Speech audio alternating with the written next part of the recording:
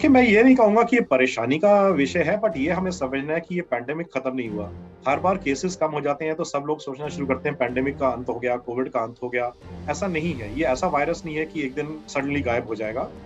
आ, virus भी बहुत smart है। हम दवाइयां बनाते हैं वो और स्मार्ट होते हैं, वैक्सीन बनाते हैं वो और वायरस स्मार्ट हो जाते हैं कि उनको भी सर्वाइव करना है, तो उनमें फिर म्यूटेशंस होती रहती है। तो अगर हम पिछले 3 साल में देखें, हर 6 महीने के बाद एक नया स्ट्रेन आ जाता है। डेल्टा सबको याद है कि किसी की मेमोरी से निकलेगा नहीं, जो लास्ट ईयर हुआ था। उसके बाद जनवरी में सबको पता है ओमिक्रॉन आया, उसमें एक BA.1 स्ट्रेन था, BA.2 स्ट्रेन था। अब हम सुन रहे हैं दुनिया में नए स्ट्रेन आ रहे हैं, BA.4, BA.5। यूरोप और US में बात हो रही है। हिंदुस्तान में बात हो रही है कि एक और नया स्ट्रेन निकला है, BA.2.75, जो इंडिया से अब दूसरे देशों में भी जा रहा है।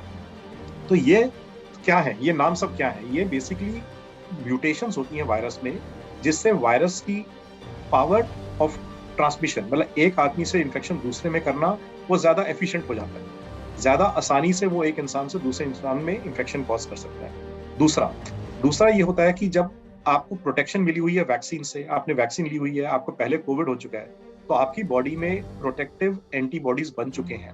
लेकिन इसके बावजूद भी ये जो म्यूटेटेड वायरस है आपको इन्फेक्शन कर सकते हैं, तो इसको हम बोलते हैं इम्यून एस्केप।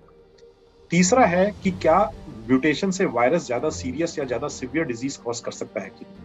तो ये खासकर अगर हम पिछले साल में देखें या 6 महीने में देखें, ओमिक्रॉन जब से आया है, तो एटलीस्ट सबसे अच्छी बात ये हुई है कि चाहे वायरस ज्यादा इन्फेक्शियस हो गया है, ज्यादा ट्रांसमिशन होती है, ज्यादा लोगों को इन्फेक्ट करता है, और चाहे आपको इम्यूनिटी मिली हुई है कि नहीं वैक्सीन से या बीमारी से, फिर भी इन्फेक्ट करता है, लेकिन वो आगे से ज्यादा सीवियर नहीं, इनफैक्ट माइल्ड हुआ है।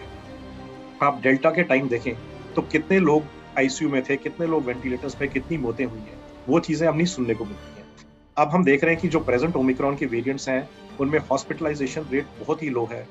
ज्यादातर लोगों को बहुत ही माइल्ड मामूली सी बीमारी होती है जो घर में ठीक हो जाती है, जिसको फ्लू की तरह उनको लगता हुई है।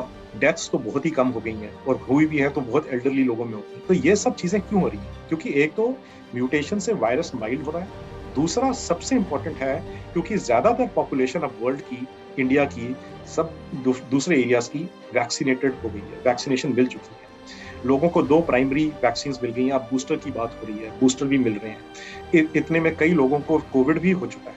तो इस सब से आपकी बॉडी की इम्यूनिटी एटलीस्ट इतनी बन गई है कि सीवियर इन्फेक्शन, सीरियस इन्फेक्शन नहीं होगी, वो प्रिवेंट हो रही है। तो वैक्सीन चाहे इन्फेक्शन होने से आपको ना प्रिवेंट करे, लेकिन सीवियर इन्फेक्शन, क्रिटिकल इलनेस और डेथ और हॉस्पिटलाइजेशन से जरूर प्रिवेंट कर रही है।